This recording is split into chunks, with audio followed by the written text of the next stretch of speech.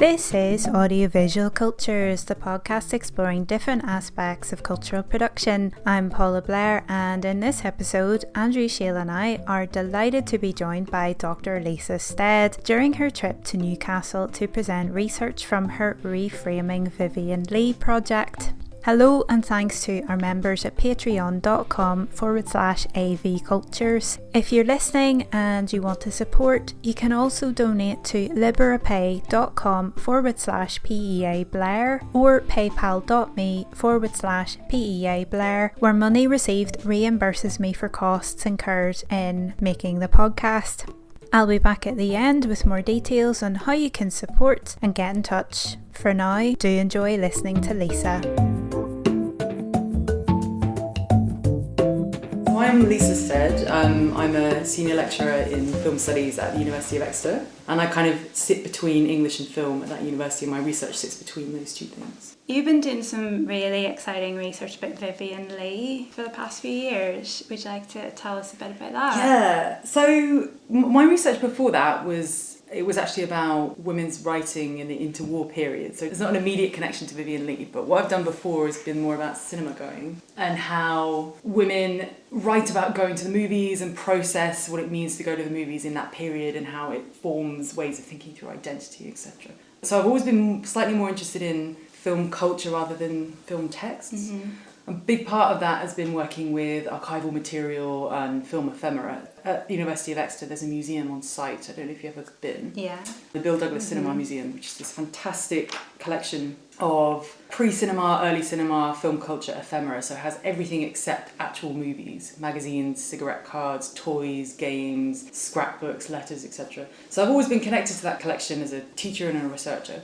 They happen to have quite a lot of stuff about Vivien Leigh, amongst many of their other stars. They also happen to have Vivien Leigh stuff specifically because she had a Southwest connection, which not that many people know about, because they think of her as this big Hollywood global star. So when you think of Vivien Leigh, you tend to think of Blanche DeWar and you think of Scarlett O'Hara. You probably think less about Topsham or Devon. But it so happens that before she became a star, before she was a professional actress, she was born in India and then she came over to live in the UK, and then she spent some time in Devon with relatives in the late 1920s. And when she was there, she met a man called Lee Holman. At the time she was called Vivian Hartley.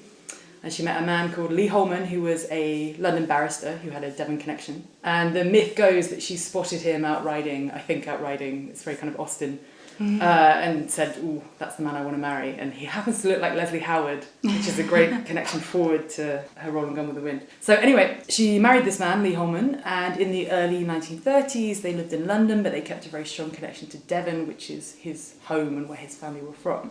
So his sister, Dorothy Holman, founded a museum in Topsham, which is this little estuary village town in South Devon. She got on very well with Vivien Leigh, and she also kind of followed her career as a fan throughout her life. And as a consequence, materials from Vivien Leigh's career when she became an actress and she became a global star have ended up in this little museum in Topsham. And they've also ended up in the Royal Albert Memorial Museum, RAM, which is the main museum in Exeter, because Topsham is so small it couldn't hold all of the materials that they had. So what you find is in RAM and in Topsham Museum and the Bill Douglas Cinema Museum, you have these bits and pieces, these traces that connect back to this global star, that come through that family connection before she was Vivien Leigh and before she was connected to Laurence Olivier. I basically got asked to speak at some memorial events about Vivien Leigh to represent the Bill Douglas Museum, probably sort of 2010-ish. And that sparked my interest, and it's been on the back burner since then. And then in the last few years, it's just become a kind of central focus. And one of my colleagues said to me, "You should probably write a book about that." And I said, okay. So now it's become a book that is and isn't about Vivien Leigh. So I'm working on a book about her archives, plural. And she's sort of the case study for thinking through stardom and star labour and the creative work of performance on the stage and the screen through archival traces and materials, and she's the central case study. So there's a book that I'm writing at the moment that's due out next year with Oxford University Press, and then connected to that there's an AHRC project, and that is very much about the local museums and thinking about how those materials have been curated, how you can tell regional stories through global stars. Wow, that's fascinating.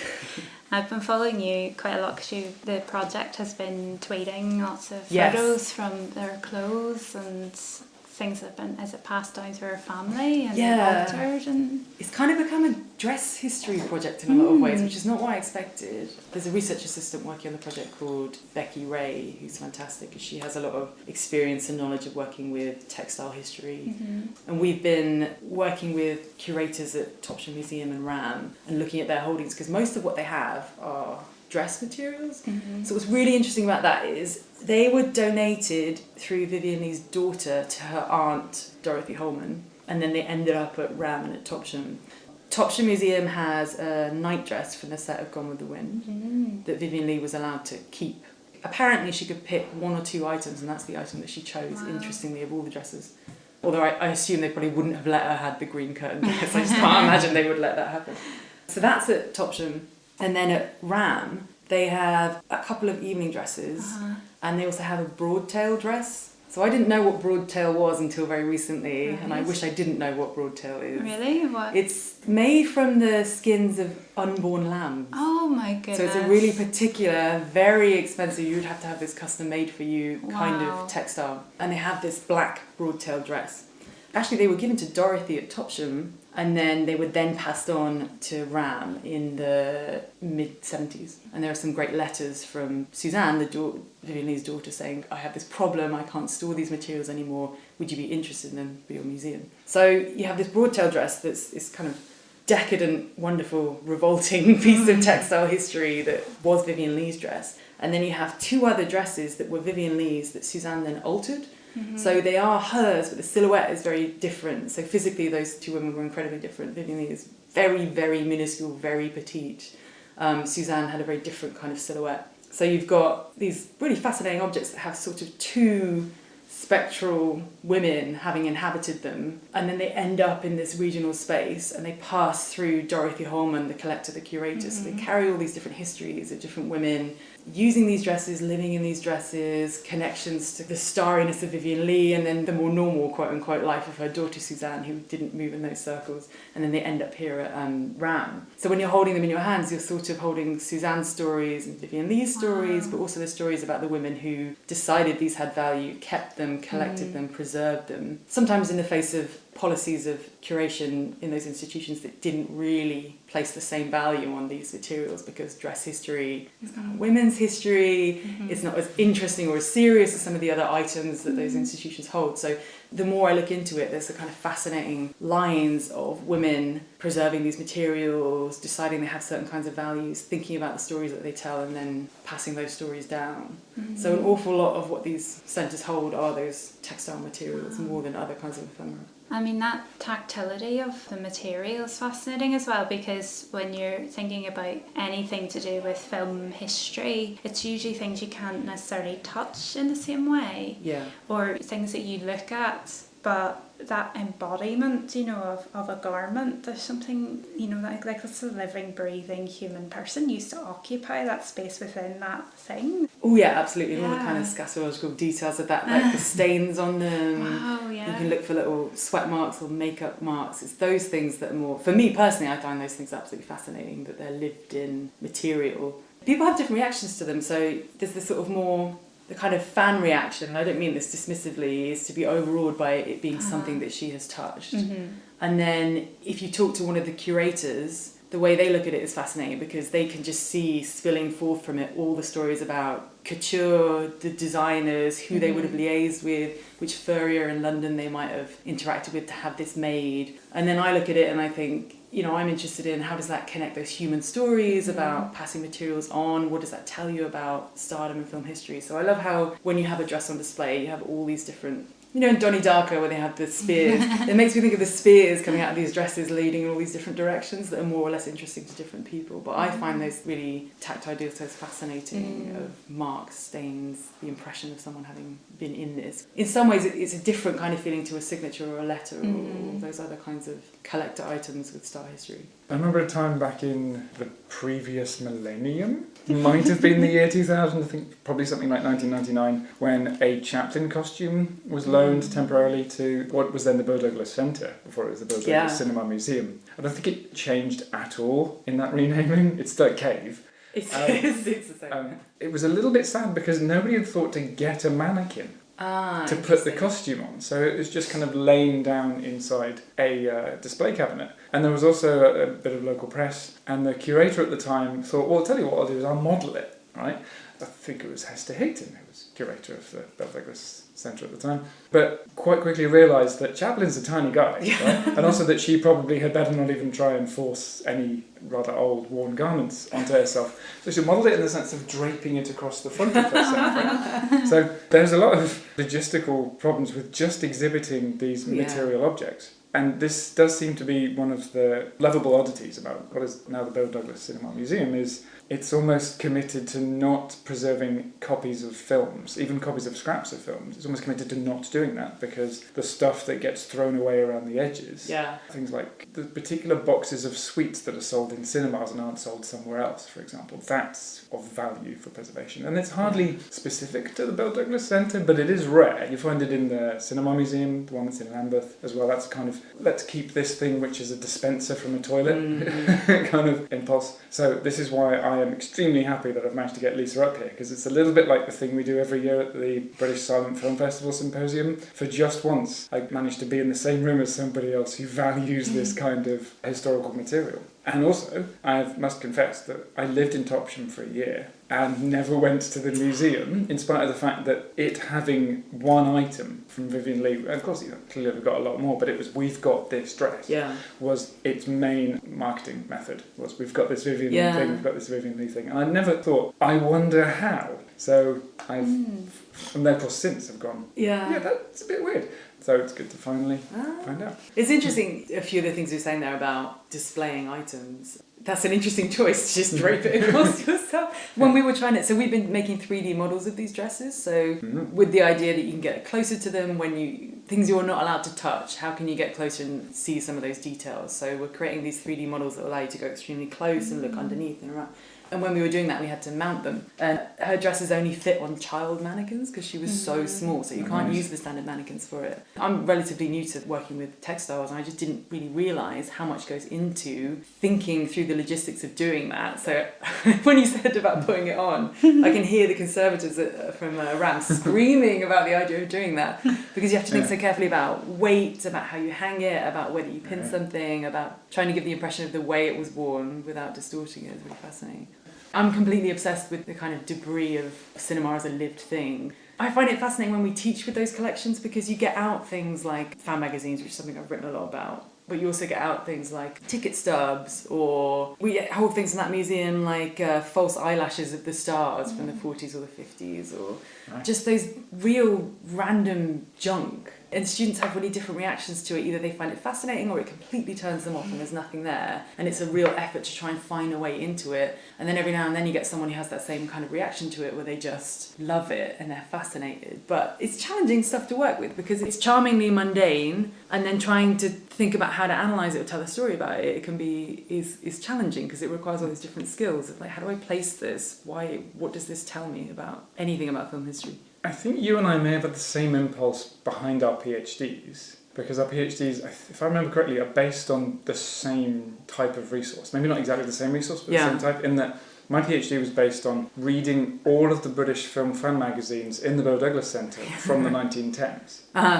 And that you, some few years later, did something very similar with magazines from the 1920s. Am I right? Yeah, it's my PhD, which is my first book, is built on that. Some of it's that kind of material, and then it's a lot of middle brow literature and all the kind of novelizations that they hold. So it's 20s mainly, 20s, 30s. So reading everything that they hold. And this may be the safer of the ways of doing research in the Bill Douglas Centre, because this is ephemera, novelizations and fan magazines, but at least it's ephemera where there's a clear somebody making a statement. There's actual literary content that you can, particularly when you're you're in School of English and Film, aren't you? Yes. And wasn't it that at the time, or was it still back to the School of English at the time? That's a good question. I think it was English and Film at the time then. It has changed a few times. It's the kind of analysis where if you've got literary colleagues, they may be a little bit suspicious that what you're looking at isn't prose poetry or plays conventionally defined, but it's not actually another medium. It's just a very odd sort of prose which is produced in periodical literature, which is about another medium. When I was doing my PhD, I had an odd mixture of, oh yeah, of course, that definitely falls under what we study, and what on earth are you doing, man? Particularly given the cultural status of these kinds of print works. Yeah. If anyone has any conceits about literary merit, which you sometimes come across these days, people going, it's got to have this much merit to be worthy of study, then straight off what disappears off the bottom of that list is fan magazines. Oh yeah, absolutely. But I think that's what massively appeals to me, why I didn't want to write about cinema going in literature with, quotes around it in the way that we're talking about. I wrote a little bit about, say, Woolf, for example, but I didn't want to look at modernist writing from that period. I mean, that's been addressed brilliantly by other writers, but I really wanted to look at the stuff, the everyday life stuff, and take that seriously. And yeah, you do. I think I've come up against resistance for that sometimes. You're in a position now where you can go to your students. You can say, this is why you ought never to get to the headspace where you might regard this as unworthy of study. Yeah, because absolutely. Look how revealing it can be. Yeah. One of the reasons I was so into using fan magazines to ask what the impact of cinema and modernism might have been was because nobody seemed to care about what the average person thought about cinema and asking that question. They were like, oh, what does Virginia Woolf think about cinema? Which is hardly going to be a typical view. It's hardly going to represent how people thought about it. It's good to know that there's at least a handful of people around the country who champion these definitely lowbrow forms of prose that are useful as historical documents. And this is your day. I suppose what we could do is just tell us what you're going to tell us in the lecture later on, meaning you effectively just give it twice. I sort of have in some ways. The talk that I'm giving later is particularly about Topsham Museum, and it's about the story of that night dress. So it's partly about trying to find out how it came to be there. And then in the story of trying to find out how it came to be there, it actually became a story about women's volunteer work and curatorial work in these kinds of particular spaces, local museums. What I'll be talking about a little bit is about a kind of network of women that I suppose goes from Leigh herself to Suzanne to Dorothy Holman to a woman called Anne McMenamin, who was a steward at Topsham Museum who found the dress. So there's this kind of myth about finding the dress in a carrier bag in a drawer. And then through to Rachel Nichols, who currently runs Topsham Museum, but it's run almost entirely by volunteers. So a lot of the research that's been done around it has been by people whose interest is primarily Topsham, and then it's Vivien Leigh framed through that local interest. So you get a really interesting take on what a star is or what a star means in this context, where she's not quite as important as local history, family history, and that particular way of thinking about it. So it's a really interesting different take on who Vivien Leigh is or was or what she means or why she matters. And a lot of what the museum does is that interplay between something that's so mundane offset against something that's so iconic and glamorous and from over there and from Hollywood history versus a Sainsbury's bag in a drawer that holds this dress from the set of Gone with the Wind. So the story is that Anne found this in a cupboard somewhere and took it out and wasn't sure what it was, and then cross-referenced a few books on Gone with the Wind and thought, that's that night dress, and then found out a bit more about its history and did quite a lot of research around it. And then from there, they decided to centre those collections, and they had a Vivien Leigh room where they had various items. So there's the Gone with the Wind dress, which is the kind of centrepiece, and they also have a dress, I think from the premiere of Richard III, that's wonderfully ornate. It's a real scene sealer. You can imagine it on a premiere, just getting all the attention. They have a travel dress, a very ugly travel dress from the 50s that Leigh wore. And then other things like, I think there's a cigarette case, there's a perfume bottle, there are hats, pieces of fabric, etc. Is the perfume bottle still full? No, but Becky, who's the research assistant, swears you can smell things on the fabric still, some of the fabric when you unfold it, but the more you unfold it, the less, that's there. They have a fascinating range of materials. So they ended up having this dedicated room, but then over time that's no longer there. So it kind of comes and goes in importance, and there are different policies about what they should or shouldn't centre. It's been fascinating going back through their own archives in the attic of the Strand. So it's this house along the estuary, and it used to be a family house in the Holman family, and then I think Dorothy Holman took it over in, I think maybe 39. She turned it into a museum in the late 60s. It's just this beautiful house, and you go in, it has a little kitchen, it has a sailboat in the loft, and it's all about fishermen and work on the estuary, and it has rooms that are period rooms kept as they were. And then it has some bits and pieces of Vivien Leigh just kind of scattered around it in a bedroom here and there, which is interesting in a period where there's more attention to her. So her archive at the V&A was open from 2013, and there have been lots of events celebrating centenaries of birth, death, Gone with the Wind, everything. And there is a lot of interest in her. There are 2 movies coming out about her in the next couple of years. I think Natalie Dormer is supposed to play her, which, if you ask me, is great casting. With cat-like faces, I think she'd be great casting. I was going to ask you if there was a connection with the touring exhibition about her from a few years ago. Yeah, so Keith Ludwig, who's the theatre and performance curator at the V&A, is the kind of main Leigh person who was responsible for bringing in that archive, working with it, and then bringing it out to the public. So he's done some amazing public engagement stuff with it. There have been lectures at the V&A, there's been the touring exhibition. I don't know if you saw it. I saw it when it was here in the Lang Art Gallery in Newcastle. Yeah, there's some beautiful stuff, right? There's a Yeah. headdress from Cleopatra. There's a lot of stuff about her working on Gone with the Wind. I think that toured all over. I saw it in York when I saw it a while ago. He's done a few other things with it. I think there are some stereoscopic slides in that collection. So she was a pretty keen photographer. And I'm not sure if this actually happened, but I know that he had plans to tour that particular bit and make more of that. So it's just ongoing. There's stuff about her all the time. Lucy Bolton at Queen Mary has done some amazing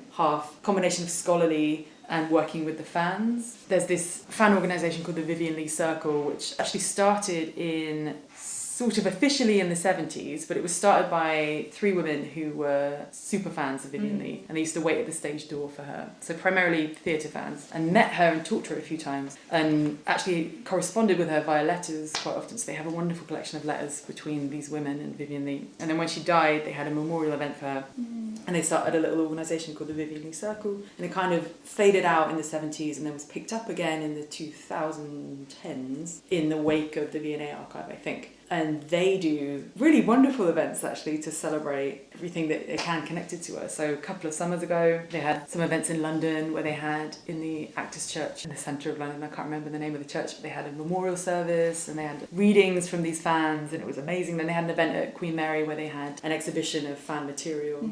So Lucy Bolton orchestrates a lot of that and has done some fantastic work on it. So there's a lot of stuff going on around her. So it's an interesting moment. I find it really interesting why people are still interested in her, because she's quite different to Monroe, say, or Audrey Hepburn, those stars that still kind of endure. I think there's a lot been publicised about her mental health issues. Yeah. Do you think maybe that's part of the interest in her? I think so. I think that's a big hook. So I've been interviewing quite a lot of fans and people that range from my age, people in their 30s, to there's people in their teens up to their 80s, and that does seem to be one of the big things that comes across. If you ask people why she matters or why they care, they tend to say things like she had a real grace about her, which I find really interesting, because I kind of think of her as chaotic and fierce and energetic, but there's a lot of emphasis upon kind of grace and glamour. Glamour makes a lot of sense, particularly in the 50s and 60s, that later period of her life. And then a lot of people tend to say, I made a connection because of the mental health thing, and either for a kind of personal reason or a sympathetic reason, and that does seem to be a really big hook. And I think right now that's a key reason why she's interesting to people. And I think her portrayal of Blanche Dubois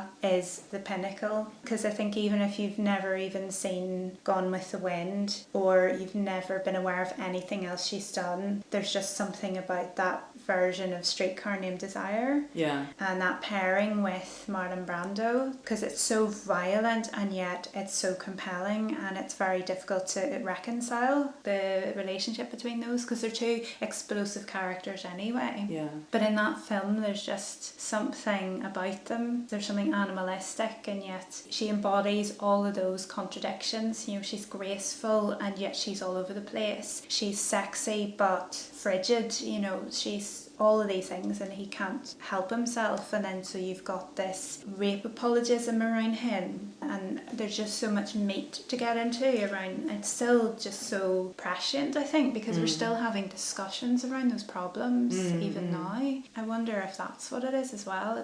I think as well, if you think about the way people understand Vivien Leigh, quote unquote, and the characters that she played, people inevitably like to conflate the two. So a role like that, because of the breakdown and at the end of it, and the Blanche Dubois' kind of mental state, people love to read Leigh into it and through it. I think that's part of the appeal of it. It's really interesting about with Brando and Leigh against each other, where you've got method versus this very classical model, and I think that's what makes it work so brilliantly, that you have these 2 different styles that are clashing against each other. Well, not clashing, but that works so brilliantly for Blanche and that works so brilliantly for Stanley, and seeing them together is so fascinating. I mean, it must be weird for her, because she was the movie cast is the American cast minus Jessica Tandy, so coming in as the only person who wasn't of that original cast probably really helped in making her feel like a complete outsider. Yeah. But there's some great stuff in her archive at the V&A about that production that allows you a bit of access to working practice and preparation for that role. So she'd been performing it on the stage with Olivier in London in the late 40s, and then in moving it to the screen they obviously have to make a number of changes, not least to do with censorship. But there's a series of letters between Kazan and Leigh in the early 50s talking about that adaptation, and they discuss how are we going to get around the censors, are we going to include flashbacks, are we going to do this, are we going to do that. Some of them are typed letters, some of them are notes from telephone conversations, and what's really fascinating about them is they're an interesting way to give agency back,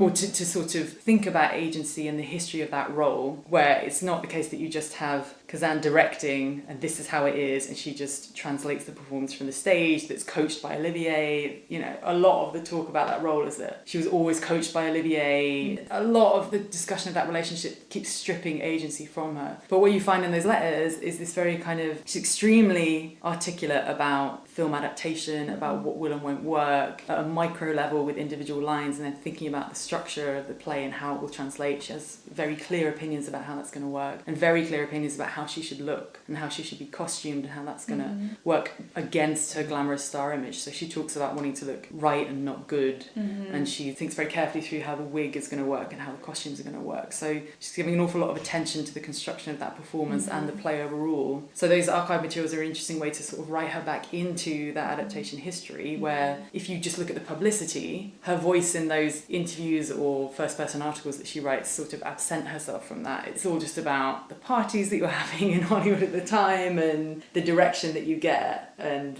very little about her kind of more active role. So the archival story adds an interesting thread to her working practice rather than the kind of final finished film piece. So there's a bit of a reclaiming of her authorship in a way. I think so, yeah, definitely. Yeah. And Kazan and other people on the production deferring to her as well. So you can also see in the archival record times where she's dismissed when she's talked over, but you see the impact of her views, her opinions, her decisions that end up in the film, and you can kind of trace some of those decision-making processes as they go. It does raise the question of why in the marketing for the film she self-portrayed as having basically been a puppet. Are patriarchal pressures that strong? Was her agent persuaded her to play a kind of long game? What's the deciding factor for why you decided to be publicly so different and so self-deprecating? I definitely don't want to overplay that. So this is in some material in fan magazines, that's the way that is presented. But you also find in the press her pushing back very strongly against readings of the play that Blanche is a prostitute and that it's morally devoid, and her very passionately speaking about her interpretation of the role. So it's not always like that. Okay. But I think that the sources that I'm talking about,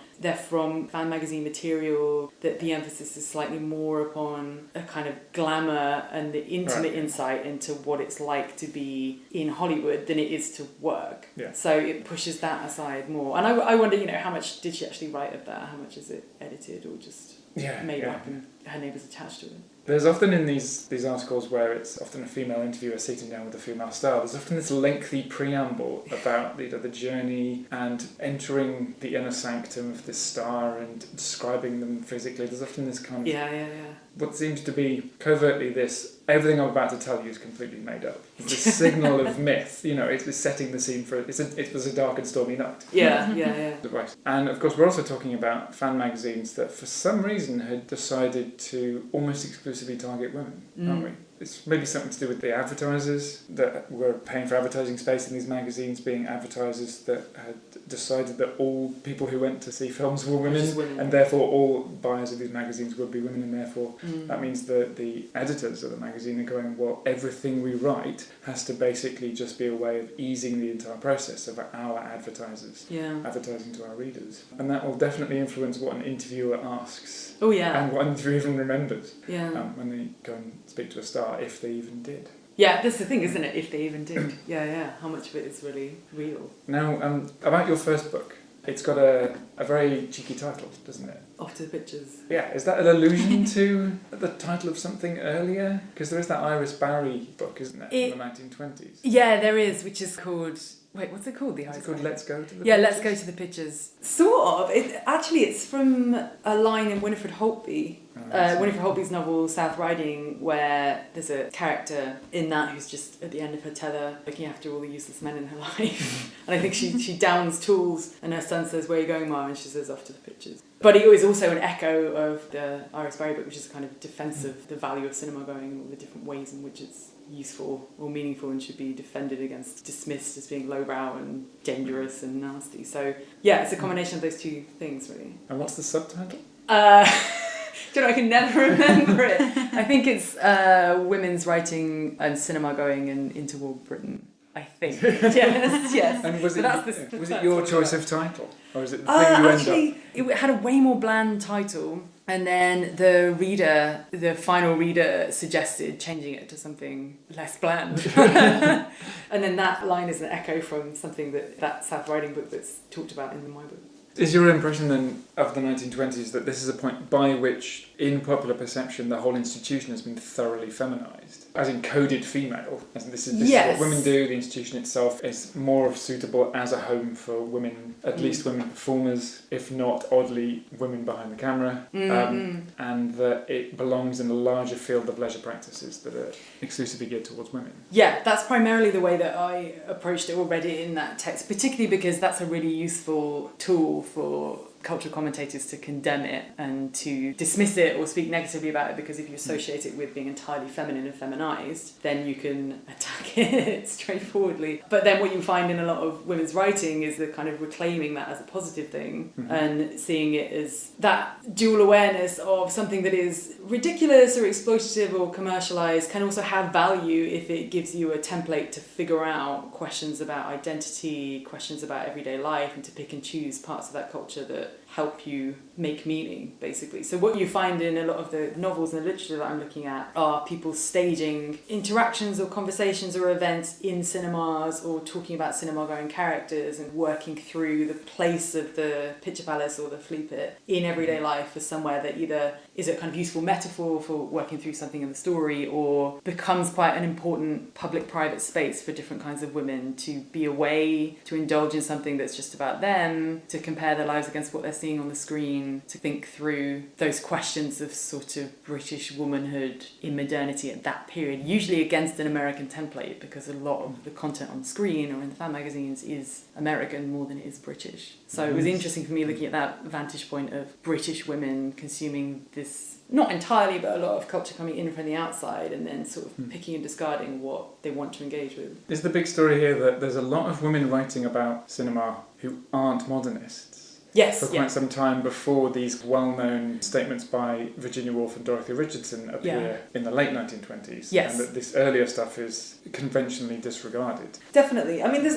a lot of stuff alongside those writers in the kind of late 1920s and early 30s that's doing not more interesting stuff, but different stuff. So someone like Winifred Holby, for example, cinema is this constant element to her fiction writing and to her journalistic writing, where she's always using it as a way to work through middle-class identity and regional experiences and what it is to be kind of northern. And so it's that non-London centric way of thinking about film culture that is not the film society, or is not a kind of highbrow reflection on its artistic properties. It's more about like, what does this actually mean for people and how is it used? So you find that in a lot of middlebrow literature, this really kind of rich vein of thinking, we're going to adopt, it's here, so it's part of everyday life now, so it's a really key part of how we talk to our readers about their lives and how we process that. And then, it's present in all kinds of lowbrow, one-off, cheap reading matter that a place like the Bill Douglas Cinema Museum holds in abundance, where those kind of cinema-going stories are just everywhere.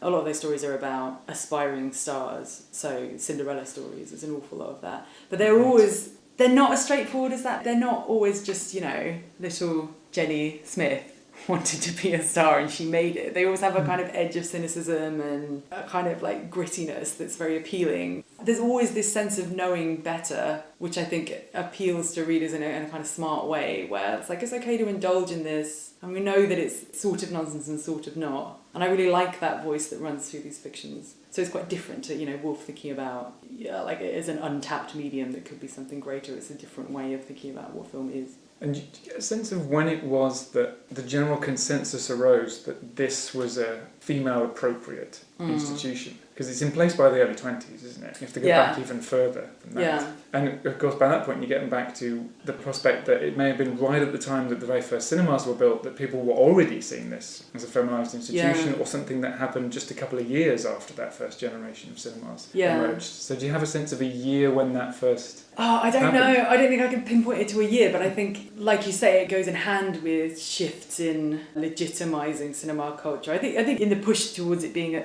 trying to attract middle class audiences, that's the shift that pushes it towards being more feminised rather than a kind of mixed gender working class audience. So I think. And that's a First World War thing, isn't it? Yeah.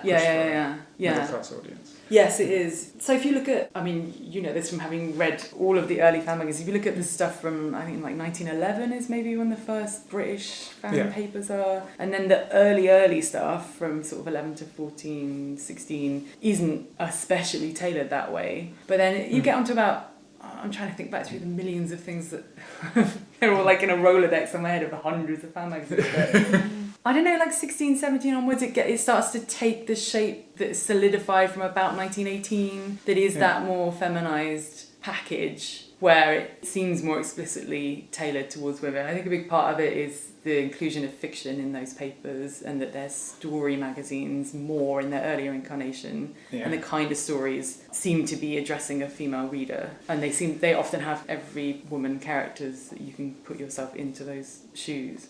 If you think about the fan magazine side, it is slightly earlier than like 1920 or from that point on. There's maybe one real tidbit of evidence that it started in a kind of germinal form just before the First World War, and it's that the Pictures magazine set up a thing called the Picture Goers League, and they even created little membership badges which had little fans on them. I mean, that in itself, using the word fan to mean a cinema goer, was like 1 year old in this country by this point, so new stuff. But there's this one remark from about mid-1913 where someone in the magazine says the Picture Goers League is not in any way connected with the women's suffrage movement. And it just came out of nowhere, and I found no follow-up to it or an explanation of why anyone would accuse them of that. But the most obvious explanation is the Picture Goers League is almost entirely stocked by women. And that might be just one of those first few signs that the whole institution has managed to orientate itself such that women are now perhaps not in the overwhelming majority, but just in an evident majority of something like 60% of cinema goers.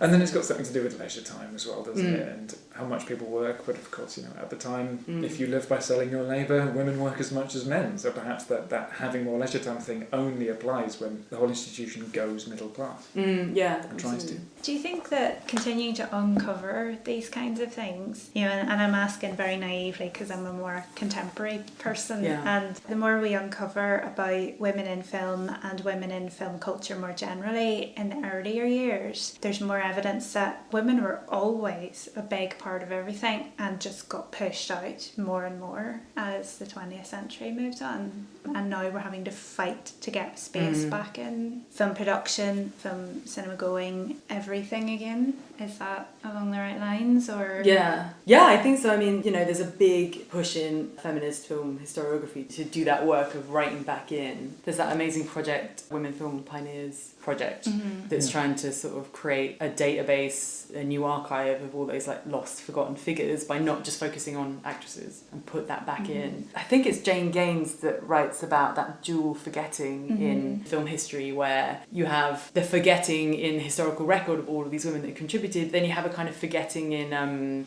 feminist criticism that focuses on reading the text and theorising the text at the expense of thinking about the historical presence of women behind the camera. And then in your standard history textbooks, you end up with your little box of also women that's there, but like that is not the story. So there's so much amazing work happening right now in early film globally to put women back into, restore women to the historical record, and to complicate that process as you're doing it, right? It's not just as easy as going, right, now we have, all these blank headshots are now filled with these faces of women. Well, what next? So I think it's really fascinating trying to connect that to the contemporary moment, thinking about Me Too and all those shifts and changes that have or haven't happened. I guess what fascinates fascinates me about film history, from my perspective, are those missing stories and pieces of when you shift focus to think about women's contribution. And that, at the moment, in some ways what I'm doing is more typical because it is a star.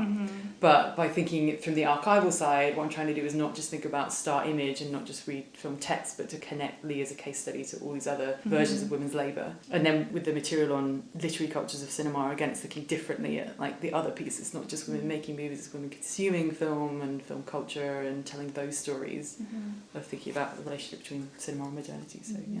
Would you like to plug any social media stuff? Or? Yes. So the Vivien Leigh project has a Twitter handle, which is Reframing VL, at Reframing VL, so you can follow us on Twitter. We are going to have our own series of podcasts in the near future, so we're working on those right now. There's going to be a symposium and an exhibition event on the 8th and the 9th of February next year, and that's at the University of Exeter. So the CFP is closed, but it will be open to registration soon. It's a free event, so that's on Stardom in the Archive more broadly, and that'll be on Saturday the 8th, and then on Sunday the 9th we're having a public exhibition where all of the outputs from this Vivien Leigh project will be on display. We'll have some talks from curators, we'll have some 3D models that you can play around with. Yeah, you can check us out on Twitter and that'll lead you through to all of our resources. Fantastic.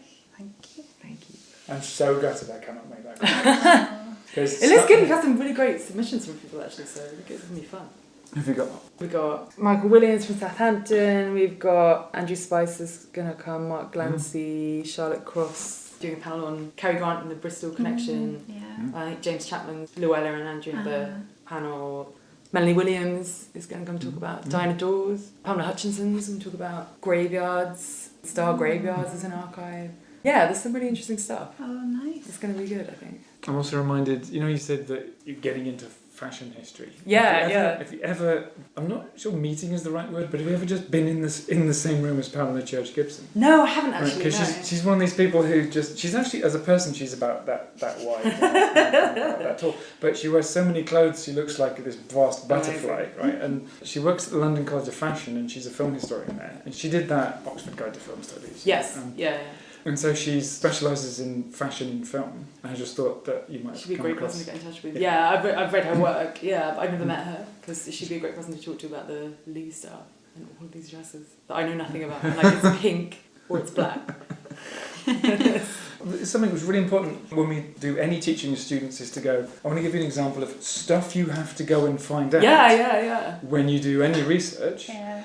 I recently had to find out what that name of that collar is, where the collar lies flat against your top. It's kind of Puritan era collar. It's quite big and wide, and so nothing up here. And it lies flat. And so what's it called? It's called a drop collar. Apparently. Oh wow, now you know. And when you're a kid, you have those horses where you become the horse, you get inside it, and you put it over your shoulders like braces, and you go.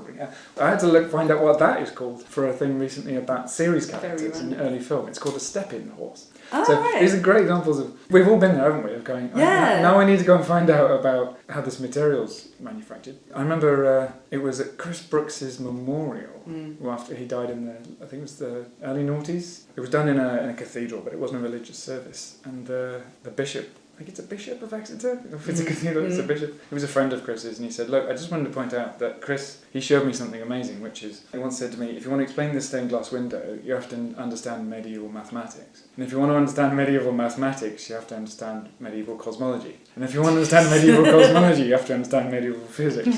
So the general rule is, if you want to understand anything, you have to know everything else. And the best most of us can do is we can find out a few scraps of the everything else to make it just about doable to provide an explanation of something. So I think that you're going with that impulse of a few scraps of the everything else. Yeah. And then, but I think when you're a student as well, or even when you're a PGR or a PGT, trying to have a healthy level of fear about what you don't know, and then but use that as a motivator to keep digging, is that getting that balance right is quite difficult, isn't it? Because you either just go, I cannot possibly engage with all this stuff, or you think, oh, it's so exciting, I get to learn about all this stuff, but then you have to cut yourself off at the right point. So I think you get better at seeing the gaps, and then being excited about the gaps rather than terrified about the gaps and that someone's going to tell you that you have a gap and expect you to understand the gap. So I still find that now, you're almost pushing and pulling between finding that exciting and finding it overwhelming and terrifying. But right now, fashion history is well exciting. I think that might be what I might get on my next t-shirt. A healthy level of fear about the gaps. Fear That's what we all need. That's what we need to be engendering in our students. Yeah, well, I think it's that good. much Yeah, this much motivating for. Well, thank you so much for doing that. Oh, thank you so much. It's been Very kind of you.